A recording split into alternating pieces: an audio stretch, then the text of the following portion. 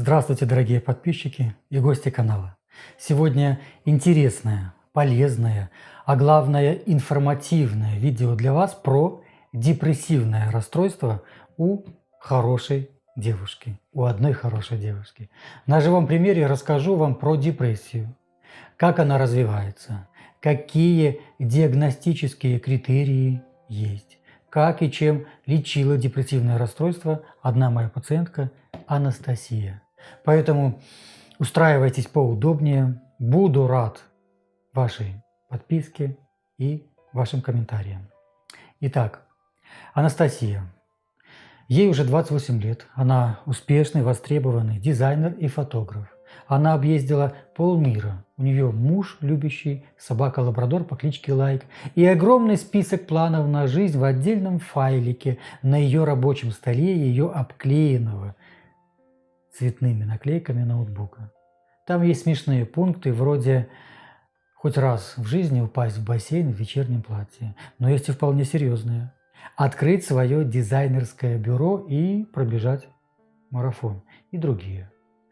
Уже некоторое время Настя не может видеть этот файл. Каждый раз, когда она его открывает, она плачет.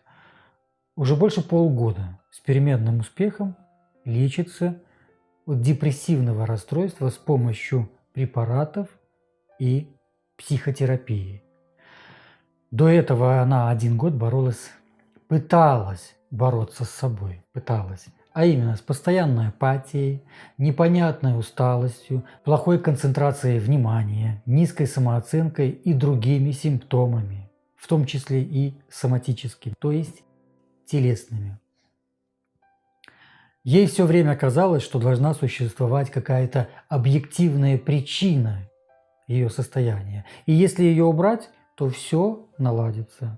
Она перечитала кучу книг по личностному росту, поменяла работу на более интересную, как она думала, старалась развлекаться чаще, пыталась разобраться в отношениях с людьми, даже попыталась несколько раз сходить к психологу.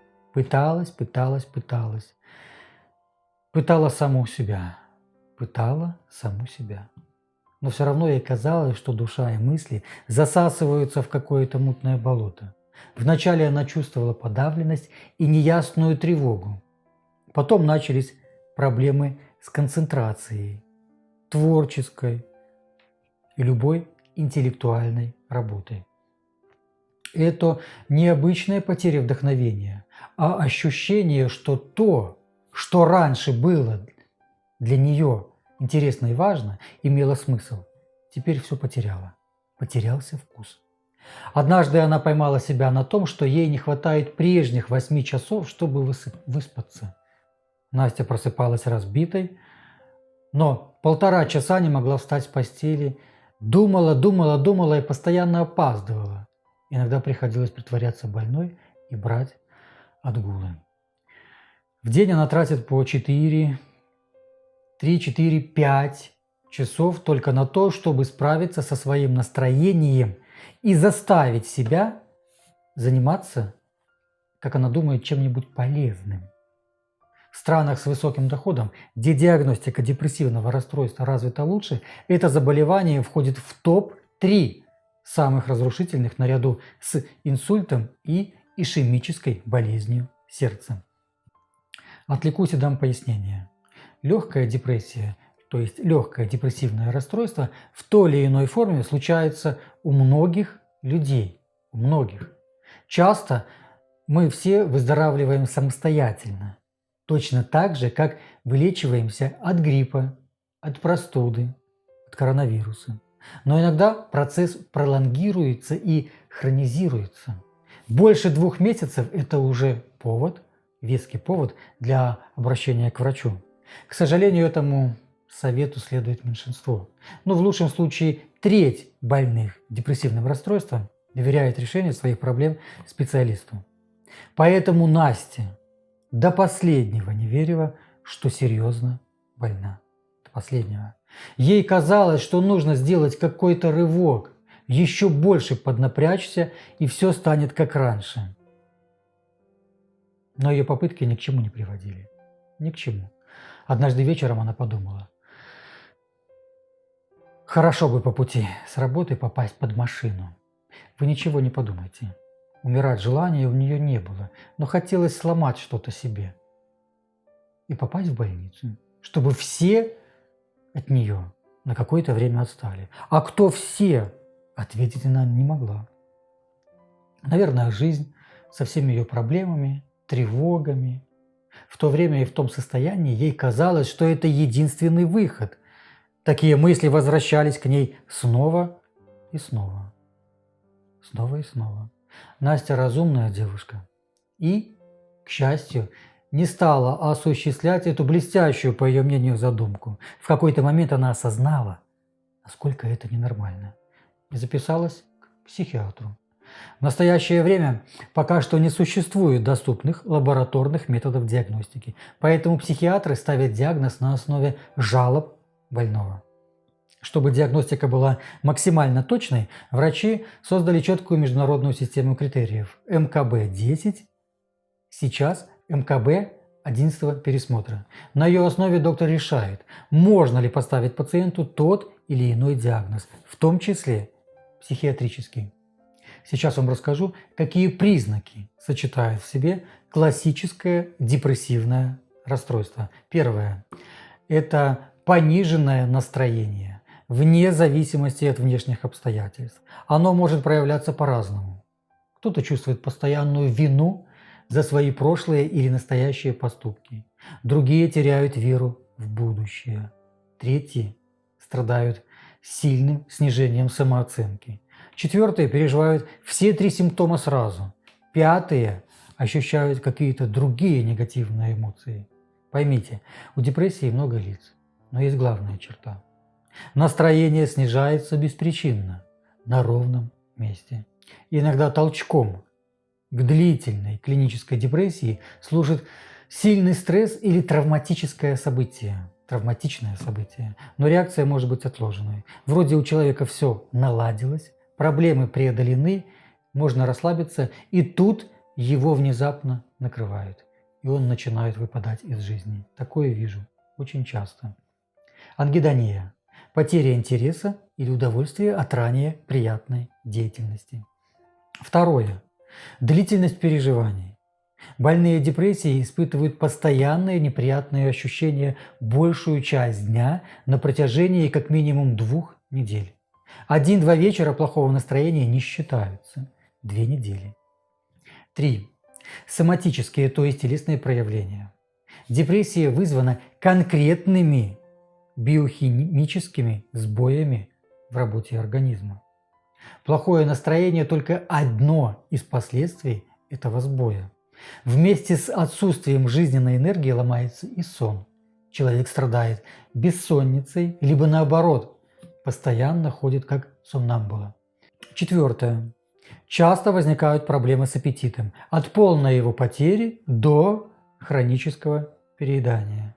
И другие самые распространенные симптомы – это беспричинная потеря веса, снижение либидо и концентрации, постоянная усталость и, самое главное, значительное падение качества жизни. Не уровня, а качества жизни. В отличие от уровня жизни, понятие «качество жизни» включает оценку не только материального положения, но и здоровья, бытового и психологического комфорта, удовлетворения потребностей в общении. Человеку в депрессии сложно выполнять даже свои обычные дела. Бытовые нужды тяготят намного сильнее, работать невмоготу. Общаться даже с самыми близкими людьми неприятно. Все эти признаки – обязательное условие для постановки диагноза. Правда, все эти проявления очень умело маскируются. Наш организм и психика умеют адаптироваться даже к самым невыносимым условиям. В этом случае больных мучает букет соматических, то есть телесных проблем.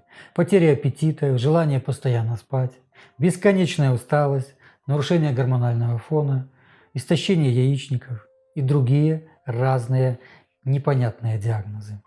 Иногда даже из этого соматического набора выпадает самый классический признак – ухудшение настроения. У Насти обнаружили все группы симптомов. Больше года она чувствовала себя подавленной, страдала от сонливости, от плохой концентрации и нехватки энергии. Все это сказывалось на ее работе и личной жизни, вызывая глубокую, глубочайшую неудовлетворенность этой жизнью. На работе она уже несколько раз не могла сдать задание в срок, и начальница предложила ей отпуск. Но через полгода Настя ушла сама, поняла, что не справляется с ритмом, который ее изнуряет. С тех пор она на фрилансе. Отношения с мужем тоже разладились. Ей было сложно поддерживать разговоры. Секс, сексуальная близость была не в радость. Все больше Настя часто уходила в себя. Естественно, муж начал говорить, что она отдалилась. Поставленный врачом диагноз вызвал у нее двойственные ощущения. С одной стороны, пришлось окончательно признать серьезность проблемы и на некоторое время перейти на медикаментозное лечение. Настя с детства ненавидела таблетки, и ее раздражал статус больной. Тем более, что болезнь – это не та болезнь, которую окружающие обычно воспринимают серьезно. С другой стороны, этот же статус избавлял ее от чувства вины. Стало понятно, что исключительно с помощью волевых усилий она, скорее всего, не смогла бы справиться с проблемой, потому что у нее для этого не было никаких внутренних ресурсов. После постановки диагноза она, как обычно, включила перфекционизм, который, как все знают, является глубоко скрытой депрессией. И поэтому она чересчур напряглась, начала изучать этот вопрос, посмотрела «Нацию Прозака», перечитала кучу статей в зарубежных журналах, пыталась общаться на форумах с собратьями по несчастью. Пыталась. Даже немного разобралась в нейробиологии. Ей было важно понять, как все устроено. И когда Настя поняла, что к этому нужно относиться как к обычной болезни, вроде ангины, гриппа, коронавируса, а не как к какому-то странному отклонению, которое сваливается на тебя непонятно откуда, ей сразу стало легче. Есть популярная теория, которая говорит, что депрессия возникает как следствие сбоя в механизме обмена нейромедиаторов в мозге. Только в этой теории не говорится почему-то, что именно вызывает сбой в этом обмене. И эти химические вещества, нейромедиаторы, отвечают за передачу сигналов между нейронами, активируя те или иные важные рецепторы. Один и тот же нейрон может сообщать соседнему разную информацию в зависимости от состава и количества выделяемых им нейромедиаторов. Другими словами, нейромедиатор – это инструкция, посылая которую клетки мозга заставляют функционировать нашу нервную систему. И эта инструкция путешествует между нервными клетками через специальные точки контакта – синапсы. Из-за сложной взаимосвязи между нейромедиаторами до сих пор непонятно, какой именно отвечает за возникновение депрессии. Традиционно считается, что главная проблема – это нехватка серотонина. Именно на повышение его концентрации в синапсах направлено действие большинства современных антидепрессантов. А есть более современная теория возникновения депрессии, которая говорит о нейропластичности. Доказано, что хронический стресс, длительное психологическое напряжение, неразрешенные внутренние конфликты негативно влияют на нейропластичность. Отростки нейронов, по которым, собственно, передается вся информация о нервной системе, укорачиваются, и их количество уменьшается. Поймите, антидепрессанты сами по себе непосредственно не возвращают нейропластичность. Они увеличивают концентрацию серотонина на рецепторах.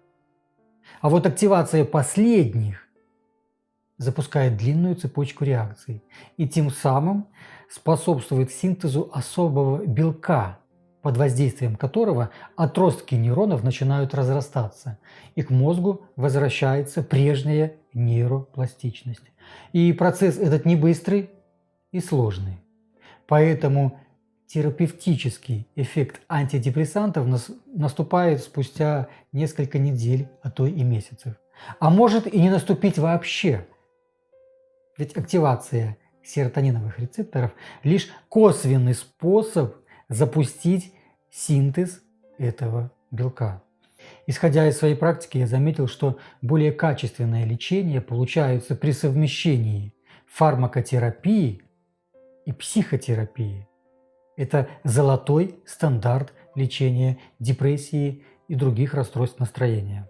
Как и Настю, большинство людей сложно уговорить принимать таблетки от психических расстройств. Во-первых, она думала, что принимать таблетки означает признаться в собственной слабости и невозможности справиться с депрессией силой воли. А во-вторых, не так-то просто принять тот факт, что тонкие материи душевного самочувствия можно исправить какой-то химией. Ну, не одной химией, вместе с психотерапией, то можно. Настя очень боялась, что лекарства могут сделать что-то с ее личностью, изменить саму ее суть и характер. А еще она боялась, что привыкнет к ним и променяет свою эмоциональную жизнь на химическое удовольствие, на ровный комфорт человека, которого ничто по-настоящему не трогает. Как и многие, она ошибалась. На самом деле эти опасения имеют под собой мало оснований. Но начнем с того, что если бы антидепрессант и правда действовал как таблетка счастья, то есть создавал отличное настроение нон-стоп, вне зависимости от исходных данных, он работал бы так для всех, как для страдающих депрессией людей, так и для здоровых. Но помимо медикаментозного лечения, как и Насте, вам на помощь приходит психотерапия. Метаанализ 29 научных статей, проведенных специалистами из университета Нijmegen в Нидерландах, показал, что эффективность психотерапии доказана. Но мне кажется правильнее говорить о фармакологической помощи и психотерапии как о взаимодополняющих способах лечения. Я заметил, и мои выводы подтверждают рекомендации Национального института психического здоровья США, что при легкой депрессии, а иногда при средней тяжести депрессивного расстройства психотерапия может быть лучше. В этом случае антидепрессанты работают чуть лучше плацебо и при этом дают полный набор побочных эффектов. Понимаете? А психотерапия побочных эффектов не имеет, но помогает практически так же хорошо, а иногда лучше. А вот при более тяжелых состояниях депрессивного расстройства одной лишь психотерапии недостаточно. Антидепрессанты работают лучше. А вот комбинация разных методов оказывается еще больше действенным средством для лечения тяжелой депрессии. И это научно доказано. В лечении депрессии лучше всего себя проявили когнитивно-бихевиоральная, она же когнитивно-поведенческая терапия и межличностная терапия. Краткосрочные, очень прикладные и ориентированные на личность и на решение конкретных задач способы лечения. Какую из них выбрать – это дело вкуса. Исследования показывают, что оба они эффективны. Когнитивно-поведенческая терапия воздействует на то, как человек ведет себя в различных ситуациях, как он их воспринимает, какие мысли у него возникают, а также предлагает возможности для корректировки в случае любых нарушений мышления. Основатель этой системы, КПТ, Аарон Бек, утверждал, что мысли человека о самом себе и будущем бывают деструктивны, и депрессия – результат подобной ложной логики. Следовательно, откорректировав негативное мышление, можно улучшить душевное здоровье. Во время сеанса психотерапевт просит клиента рассказать о трудностях, приведших к нынешнему состоянию, а затем систематизирует реакцию клиента на эти трудности и выявляет паттерны, то есть причины неадекватного реагирования. Затем пациента учат справляться с автоматическими негативными мыслями о себе, о будущем, о других и отделять происходящее в реальности от своего собственного представления об этом. Эта методика позволяет избавиться от пессимистичных, самоуничижительных мыслей, страха смерти и смотреть на мир с большей объективностью. А в межличностной терапии депрессия рассматривается как реакция человека на трудности, возникающие в отношениях. Вначале разбираются все симптомы болезни, и клиент определяет для себя, какие признаки будут подтверждать улучшение.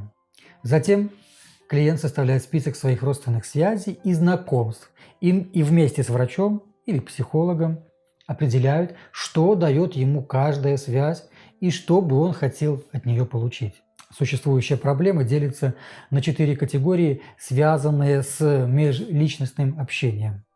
Первое. Горе от утраты кого-либо. Второе. Несоответствие принятых ролей ожиданиям. Третье. Стресс, вызванный изменением ролей. Например, при смене работы или уходу в декретный отпуск. И 4. Дефицит межличностного общения. Разложив все по полочкам, психотерапевт и пациент устанавливают несколько реальных целей и решают, сколько времени потребуется для их достижения. Таким образом, Анастасия с помощью препаратов смогла починить уже существующие неполадки в мозге. Но только одни препараты не смогут изменить поведенческие и когнитивные установки в мышлении. Препараты не делают человека счастливее, чем он был до депрессии. Этим занимается психотерапия. Именно благодаря психотерапии Настя смогла восстановить контакт с собой, заменить токсичные установки в мышлении на более ресурсные. В течение года она решила многие свои психосоматические проблемы. Это непонятная аллергия, сбой цикла, тахикардия, различные страхи, нарушение гормонального фона и прочее. Сейчас у нее все хорошо. Она живет с мужем, и не так давно у нее появился ребенок. Она справилась. У нее получилось. Получится и у вас. Когда у вас появится желание записаться на консультацию или очно в Минске, или онлайн по видеосвязи, вы можете позволить себе пройти по ссылке под этим видео, написать мне в WhatsApp и начинать восстанавливать радость в жизни, а еще восстанавливать здоровье и физическое, и психическое. Возможно, кто-то из вас уже справился с депрессивным расстройством. Напишите в комментариях, как это у вас получилось, или вы в процессе. А я желаю вам счастья. Спасибо, что посмотрели это интересное видео до конца. Всегда ваш доктор Павел Сапегов.